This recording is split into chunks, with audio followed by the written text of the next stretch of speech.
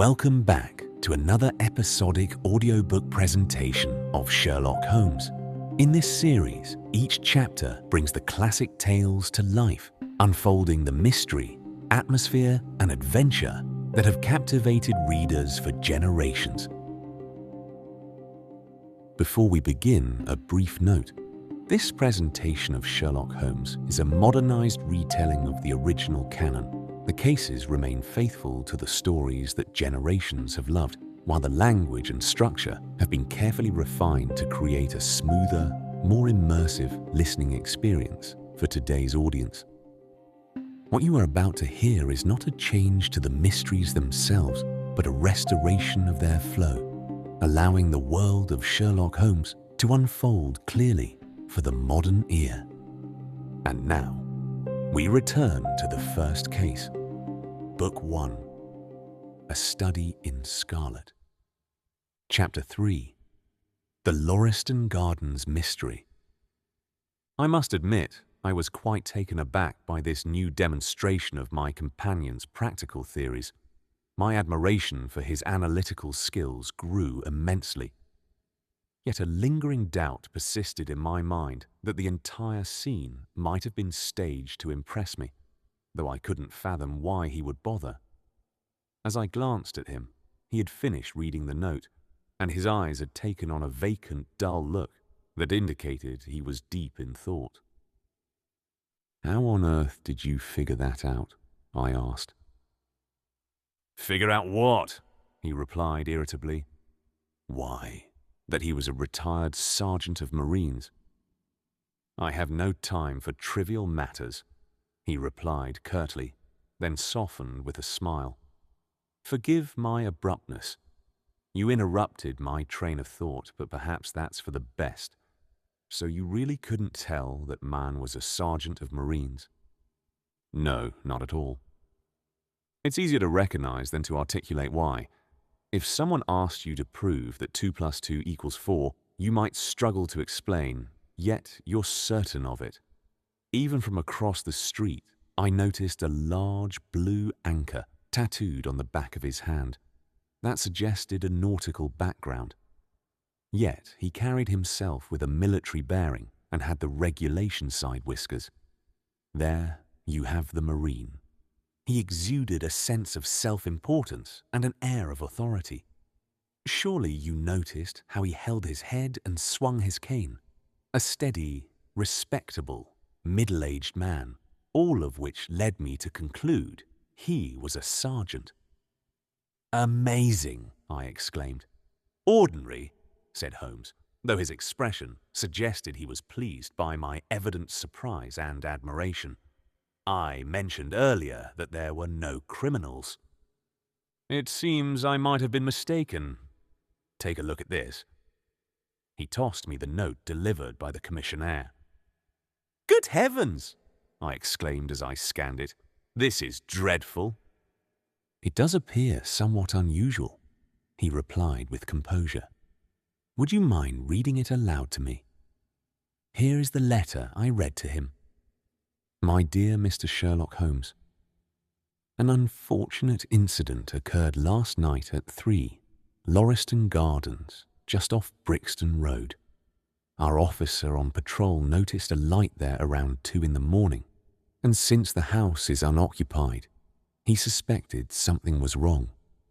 He found the door ajar, and in the front room, which is devoid of furniture, he discovered the body of a well-dressed gentleman. The cards in his pocket identified him as Enoch J. Drebber, Cleveland, Ohio, USA. There was no sign of robbery, nor any clue as to how the man met his end. Bloodstains were present in the room, yet there was no wound on his body. We are baffled as to how he ended up in the vacant house. Indeed, the entire situation is perplexing. If you can visit the house before noon, you'll find me there. I've left everything as it is until I hear from you. Should you be unable to come, I will provide more detailed information, and I would greatly appreciate your insights on the matter. Yours faithfully, Tobias Gregson. Gregson is the sharpest of the Scotland Yard detectives, my friend observed. He and Lestrade are the best of a mediocre bunch. They're both quick and energetic, but terribly conventional. They're also quite competitive with each other, like rival performers. If they both get involved in this case, it should be entertaining. I was struck by how casually he spoke. "Surely we can't waste any time," I exclaimed. "Should I call a cab for you?" "I'm not sure if I'll go. I'm the laziest person alive when the mood strikes, though I can be quite active when I choose." "But this is exactly the kind of opportunity you've been waiting for." "My dear friend, what difference does it make to me? Even if I solve the whole thing, you can bet Gregson, Lestrade, and their colleagues will take all the credit. That's the downside of being an unofficial figure. But he's asking for your help." "Yes." He knows I'm his superior and admits it to me, though he'd rather cut out his tongue than confess it to anyone else. Still, we might as well take a look. I'll figure it out on my own terms. If nothing else, I might get a laugh out of it. Let's go. He shrugged on his overcoat, his previous apathy replaced by a burst of energy. "Grab your hat," he instructed. "You want me to come along?" "Yes, unless you have something better to do." Moments later, we were both in a hansom cab, racing down Brixton Road. The morning was foggy and overcast. A dull veil draped over the rooftops, like a reflection of the muddy streets below. My companion was in high spirits, chatting away about Cremona violins and the distinctions between a Stradivarius and an Amati. Meanwhile, I remained silent, the dreary weather and the somber nature of our task weighing on my mood. "You don't seem very focused on the matter at hand," I finally said, cutting into Holmes's musical musings. "No data yet," he replied. "It's a grave mistake to form theories before you have all the evidence. It skews the judgment." "You'll have your information soon," I said, gesturing with my hand. "This is Brixton Road, and that's the house, unless I'm very much mistaken." "Indeed it is. Stop, driver, stop." Though we were still about 100 yards away, he insisted we get out and walk the rest of the way. Number 3. Lauriston Gardens had a foreboding and threatening appearance. It was one of 4 houses set slightly back from the street, with 2 occupied and 2 vacant. The empty ones stared out with 3 rows of desolate windows, blank and cheerless, except for the occasional "To Let" sign that clung to the grimy glass like a cataract. A small garden, dotted with a sparse array of unhealthy plants, separated each house from the street. A narrow yellowish path, seemingly made of clay and gravel, cut through the garden. The entire area was soggy from the previous night's rain. A 3-foot brick wall topped with wooden rails bordered the garden, and leaning against it was a sturdy police constable, surrounded by a small group of onlookers who craned their necks and strained their eyes, hoping in vain to glimpse the activity inside. I expected Sherlock Holmes to immediately rush into the house and dive into the mystery, yet nothing seemed further from his mind. With a nonchalant air that struck me as almost affected given the circumstances, he strolled up and down the pavement, gazing idly at the ground, the sky, the houses across the street, and the line of railings. After completing his examination, he moved slowly along the path, or rather, the strip of grass beside it, his gaze fixed intently on the ground. Twice he paused, and once I noticed a smile cross his face, accompanied by a satisfied exclamation. The wet, clay-rich soil bore numerous footprints, yet with the police traipsing back and forth, I couldn't fathom how he expected to glean any useful information. Still, given the remarkable demonstrations of his perceptive abilities I'd witnessed, I had no doubt he could discern much that eluded me. At the entrance of the house, we were greeted by a tall, pale man with flaxen hair, clutching a notebook. He hurried forward and shook my companion's hand with enthusiasm. "It's truly generous of you to come," he said. "I've ensured everything remains untouched." "Except that," my friend replied, gesturing toward the path. "A stampede of buffalo couldn't have made a bigger mess. I trust, however, that you formed your conclusions, Gregson.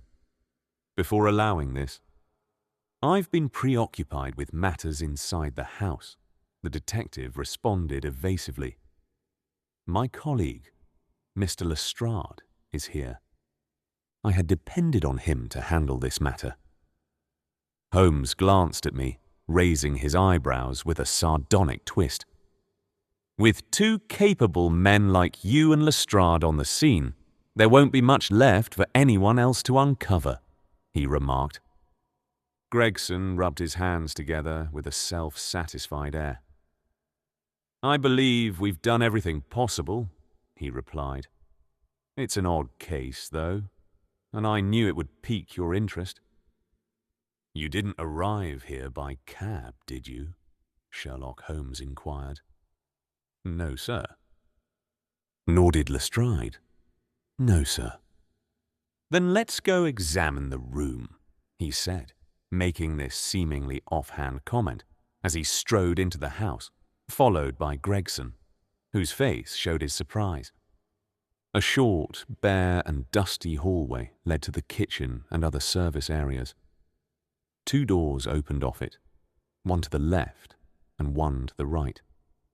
One of these doors had clearly been shut for many weeks. The other led to the dining room, the very place where the mysterious incident had taken place. Holmes entered, and I followed, feeling that subdued heaviness in my heart that the presence of death always brings. It was a large square room, appearing even more expansive due to the complete lack of furniture.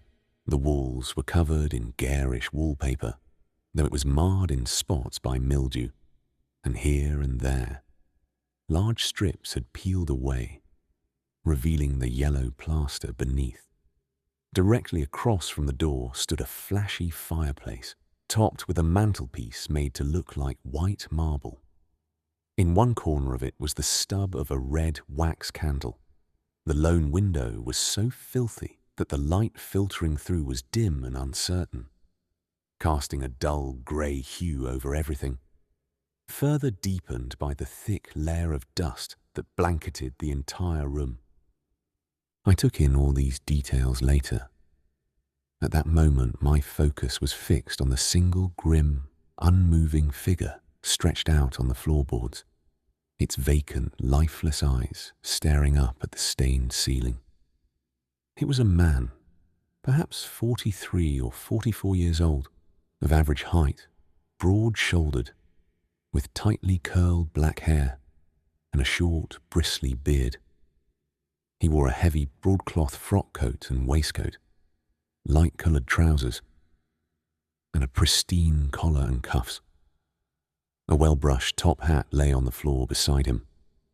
His hands were clenched, his arms flung wide, and his legs were entangled as if his final struggle had been a fierce one. On his rigid face was an expression of horror, and it seemed to me, of hatred, unlike anything I had ever seen on a human face. This malignant and terrifying grimace, combined with his low forehead, blunt nose and jutting jaw, gave the deceased an oddly simian, ape-like appearance, which was heightened by his twisted, unnatural posture. I've encountered death in countless guises, yet never has it struck me with such dread as it did in that dim, grimy room overlooking one of the bustling veins of suburban London. Lestrade, as wiry and sharp-eyed as ever, stood by the door, acknowledging my companion and me with a nod. "This case is going to cause quite a stir, sir," he remarked. It's unlike anything I've ever seen, and I've been around the block." "No leads?" Gregson inquired. "None whatsoever," Lestrade confirmed.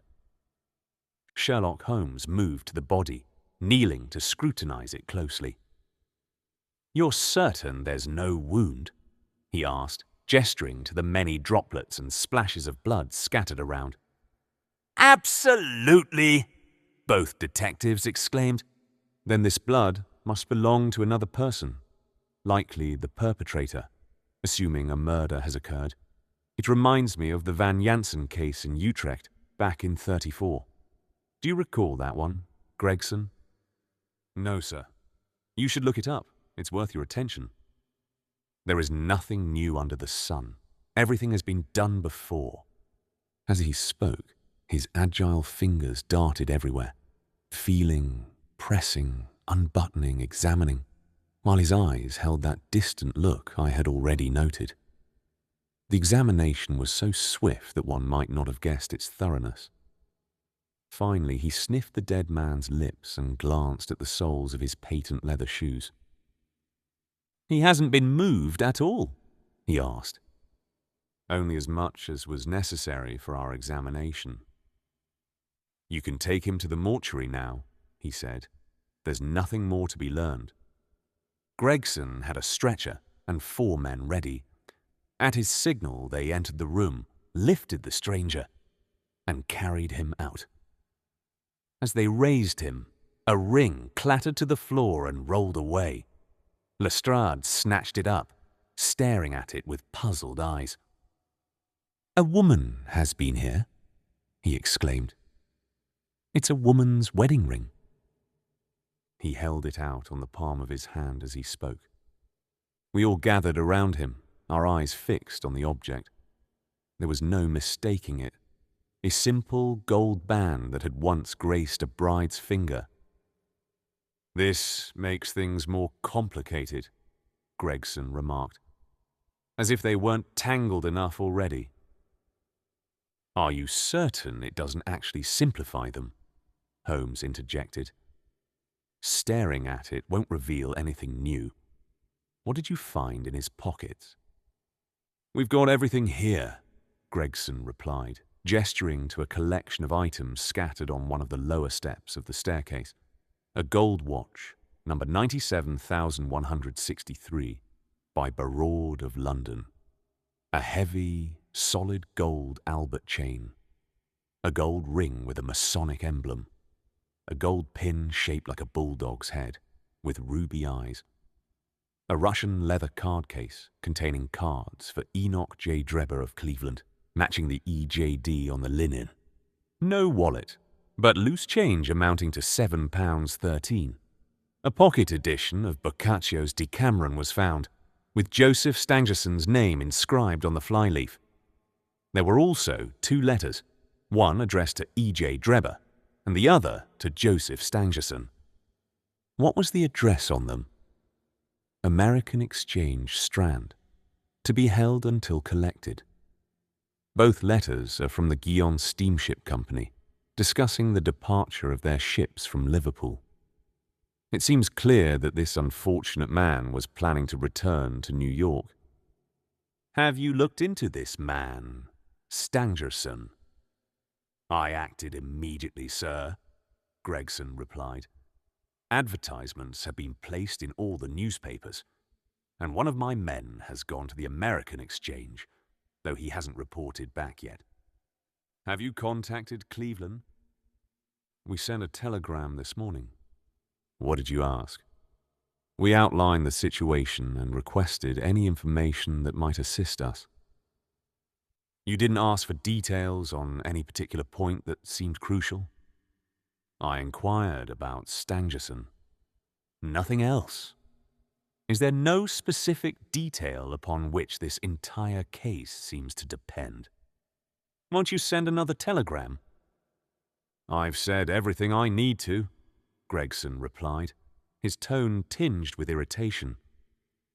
Sherlock Holmes chuckled softly, seemingly on the verge of a comment, when Lestrade, who had been in the front room while we conversed in the hallway, re-entered with a self-satisfied air, rubbing his hands together. "Mr. Gregson," he announced, "I've just uncovered something of utmost importance, something that would have been missed without my thorough examination of the walls." His eyes gleamed with excitement, clearly pleased to have gained an advantage over his colleague. "Come here," he urged, bustling back into the room, which felt lighter now that its grim occupant was gone. "Stand right there!" He struck a match against his boot and held it up to the wall. "Look at that!" he declared triumphantly. I had noticed that the wallpaper had peeled away in places. In this particular corner, a large section had come off, revealing a yellow patch of rough plaster. Scrawled across this bare surface, in blood-red letters, was a single word: Rach. "What do you make of this?" the detective exclaimed, his voice filled with the pride of a showman unveiling a spectacle. This was missed because it lay in the darkest corner of the room, a place no one thought to check. The murderer wrote it in their own blood. Look at this smear where it dripped down the wall. That rules out suicide.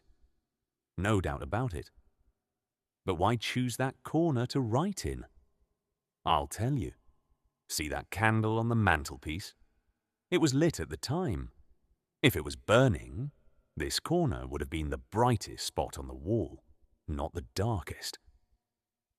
And now that you've found it, what does it mean?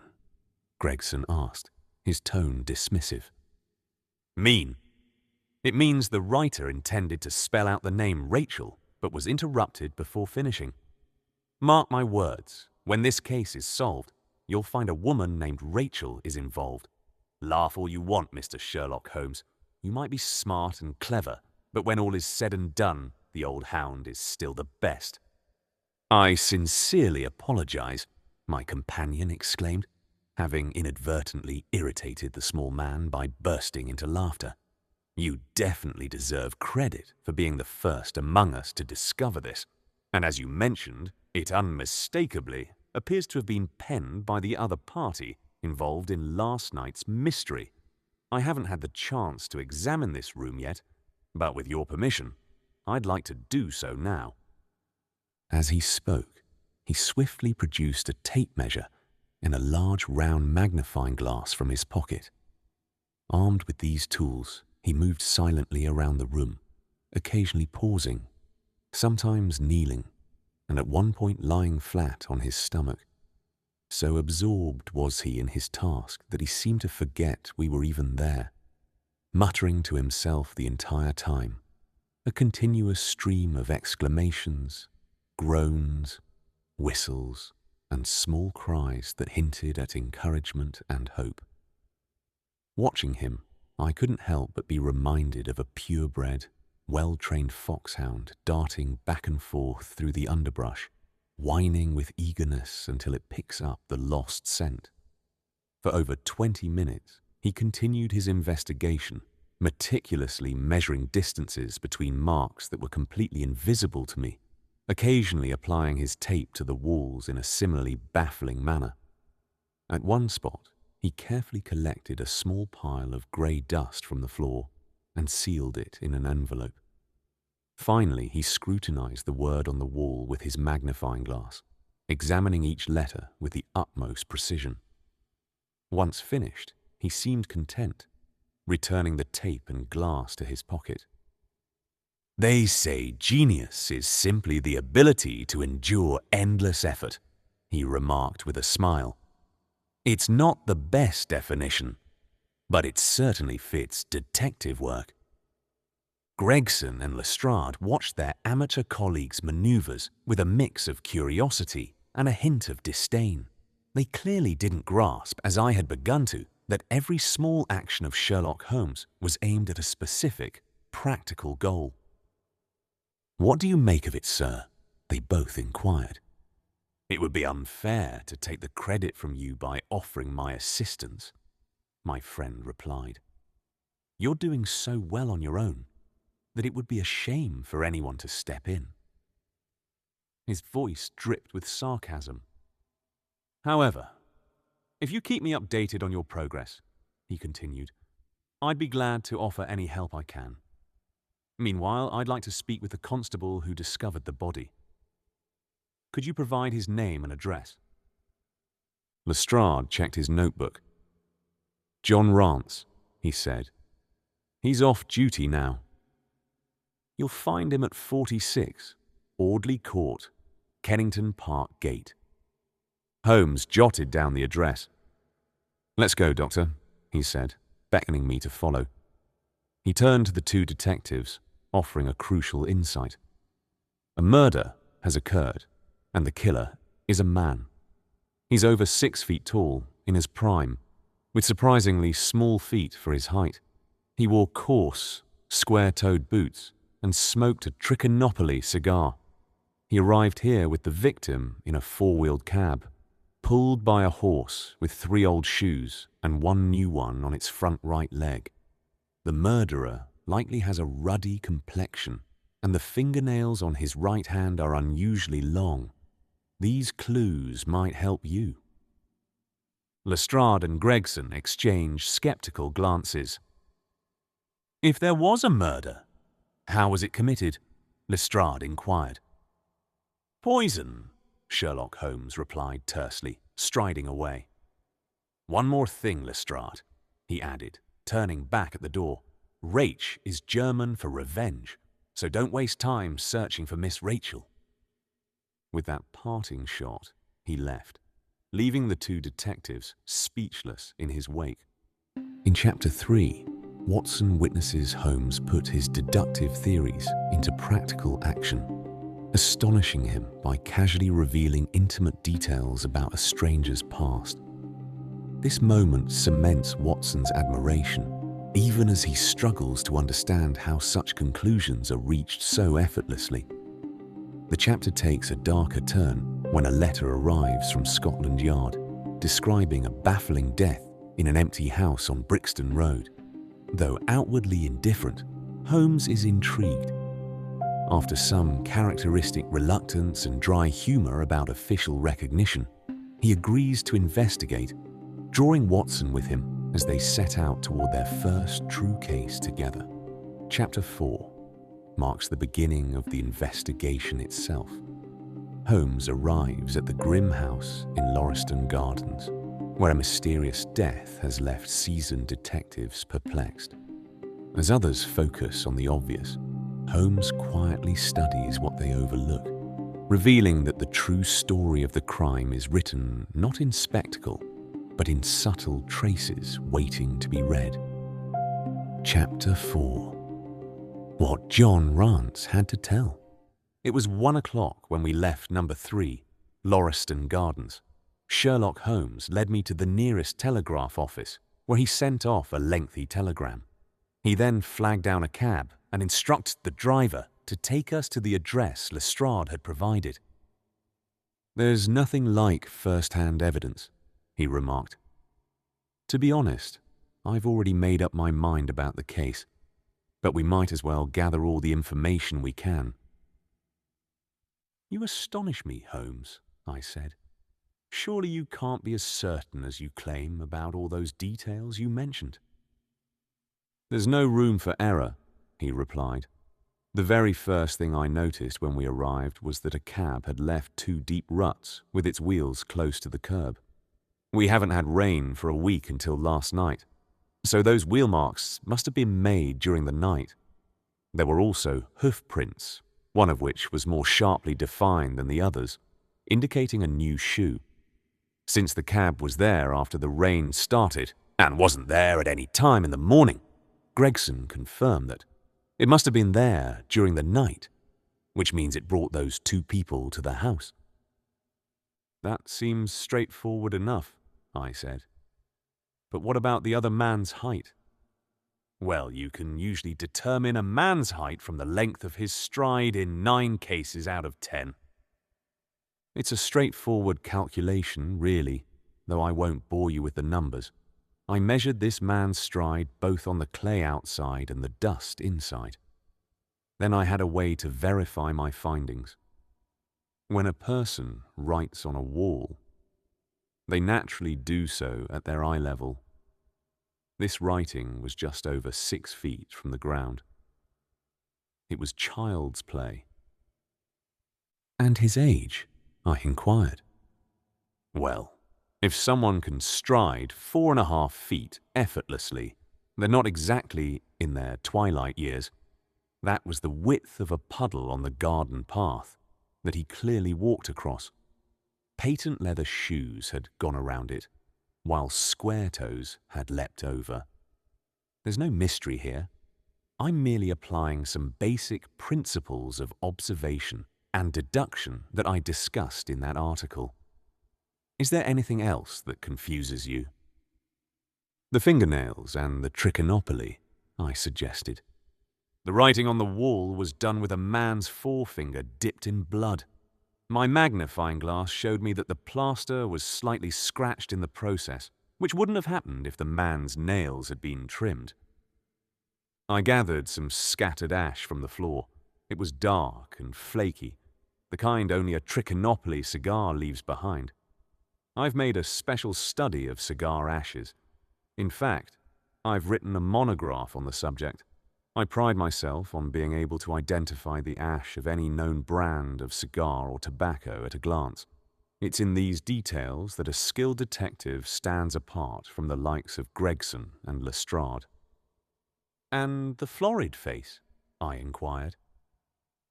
That was a bolder guess, though I'm confident I was correct. You mustn't press me on that just yet. Given the current stage of the investigation. I ran my hand over my forehead. My mind is spinning, I admitted. The more I ponder it, the more perplexing it becomes.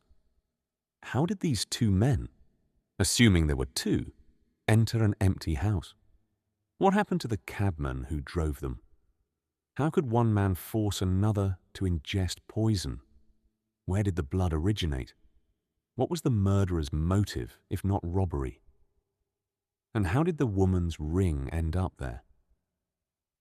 Above all, why would the second man write the German word Rach before leaving? I admit, I can't see how all these pieces fit together. My companion smiled, clearly pleased. You've captured the complexities of the situation quite well, he said. There's still much that's unclear, though I've settled on the main facts. As for Lestrade's discovery, it was merely a distraction meant to mislead the police by hinting at socialism and secret societies. It wasn't the work of a German. If you noticed, the A was printed in a style somewhat resembling the German way. However, a true German would use the Latin script, so we can confidently say this wasn't written by one, but by a clumsy imitator who overdid it. It was a simple ploy to steer the investigation off course. I won't reveal much more about the case, Doctor. You know, a magician loses his mystique once he explains his trick. And if I show you too much of my method, you might conclude that I'm just an ordinary person after all. I could never think that, I replied. You've brought the art of detection as close to a science as it will ever get in this world. My companion blushed with pleasure at my words and the sincerity with which I spoke them. I had already noticed that he was as sensitive to praise about his craft as any young woman might be about her beauty. I'll tell you something else, he said. Patent leathers and square toes arrived in the same cab, strolling down the path together, as if they were the best of friends, probably arm in arm. Once inside, they paced the room, or rather, patent leathers stayed put while square toes paced back and forth. I could see all that in the dust, and as he walked, he got more and more agitated. You can tell by the longer strides. He was talking the whole time, likely working himself into a rage. Then the tragedy happened. That's all I know for sure. The rest is just speculation. But we have a solid starting point. We need to move quickly, because I want to catch Hallie's concert to hear Norman Neruda this afternoon. This conversation unfolded as our cab navigated through a maze of grimy streets and bleak alleyways. In the most dismal of them, our driver suddenly stopped. "That's Audley Court over there," he said, pointing to a narrow gap in the line of dull brick. "I'll be waiting here when you return." Audley Court was far from inviting. The narrow passage led us into a courtyard paved with flagstones, surrounded by grimy buildings. We navigated through clusters of unkempt children and lines of faded laundry until we reached number 46, where a small brass plate bore the name Rance. Upon inquiry, we learned the constable was asleep, and we were ushered into a modest front parlour to wait for him. He soon appeared, looking somewhat annoyed at being roused from his rest. "I already filed my report at the office," he remarked. Holmes took a half-sovereign from his pocket, turning it thoughtfully in his fingers. "We thought it best to hear the details directly from you," he replied. "I'd be glad to share whatever I can," the constable said, his gaze fixed on the gleaming coin. "Please, recount it in your own words, just as it happened." Rance settled onto the horsehair sofa, furrowing his brow as if to ensure he left nothing out of his account. "I'll start from the beginning," he began. "My shift runs from 10 at night to 6 in the morning. There was a scuffle at the White Hart around 11, but aside from that, the night was uneventful. At 1, it started raining, and I ran into Harry Murcher. He covers the Holland Grove beat, and we stood chatting at the corner of Henrietta Street. Around 2 o'clock, maybe a bit later, I decided to take a walk down Brixton Road to make sure everything was in order. The place was filthy and deserted. I didn't encounter a single person, though a couple of cabs did pass by. As I strolled along, privately contemplating how nice a hot gin would be, a sudden flicker of light in the window of a familiar house caught my attention. I knew those 2 houses on Lauriston Gardens were vacant because the owner refused to fix the drains, and the last tenant had died of typhoid fever. So seeing a light there was startling, and I suspected something was amiss. When I reached the door, "You paused and then walked back to the garden gate," my companion interjected. "Why did you do that?"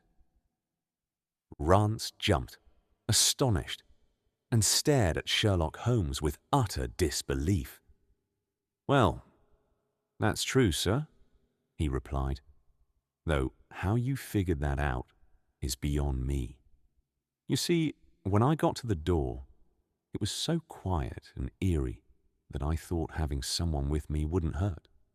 I'm not afraid of anything in this world. But I wondered if it was the ghost of the man who died of typhoid, checking the drains, that killed him. That thought gave me a shiver, so I walked back to the gate to see if I could spot Murcher's lantern, but there was no sign of him or anyone else." "Was there no one on the street?" "Not a soul, sir, not even a stray dog." I gathered my wits and went back, pushing the door open. Everything was silent inside, so I entered the room where the light was still burning. A candle flickered on the mantelpiece, a red wax one, and by its glow I saw. Yes, I'm aware of what you saw.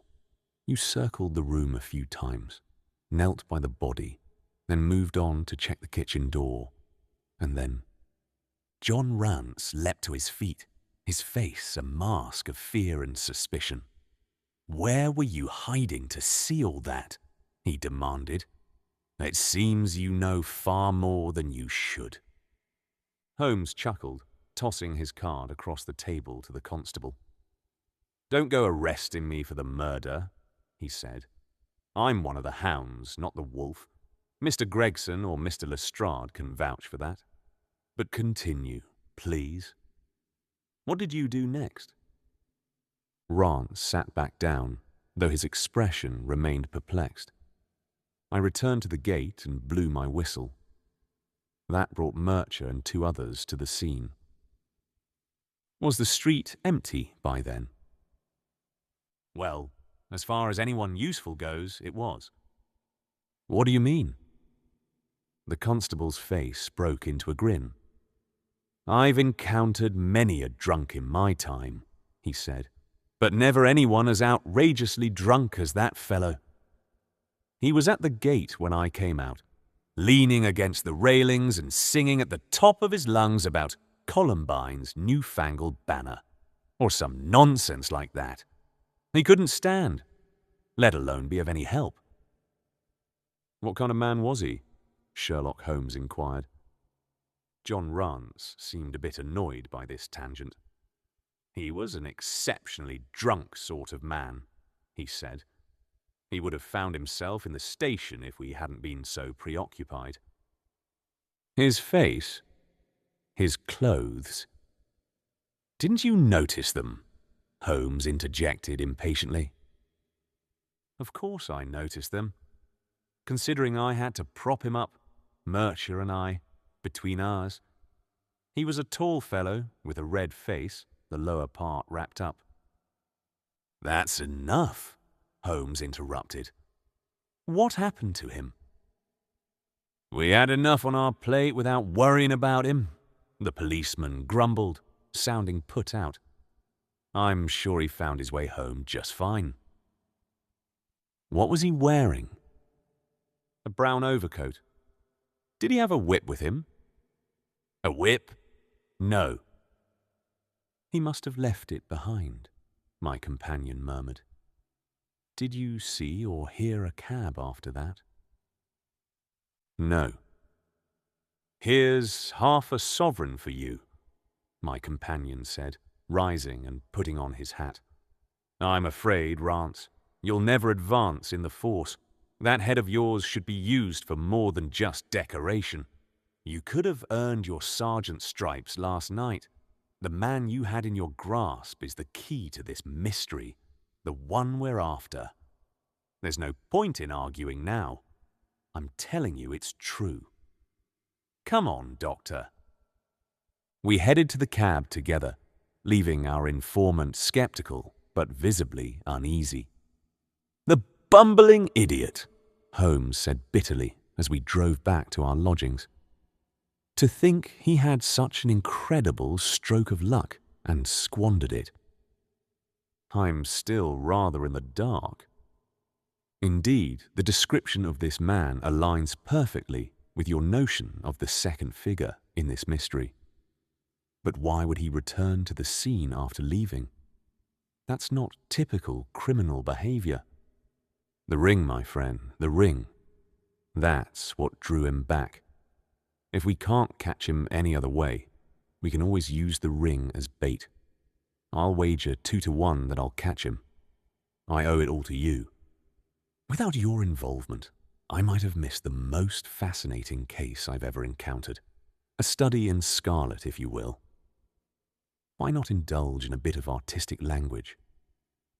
There's a scarlet thread of murder weaving through the otherwise colourless fabric of life, and it's our job to unravel it, isolate it, and reveal every inch. Now let's have lunch and then off to see Norman Neruda. Her technique and bowing are remarkable. What's that little Chopin piece she plays so brilliantly? Tra-la, la, lira, lira, lay.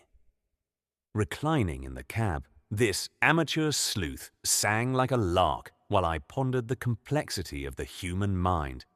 You've been listening to Sherlock Holmes, the 221B Chronicles, an episodic audiobook presentation of Sherlock Holmes.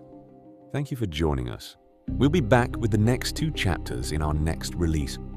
Until then, the case continues.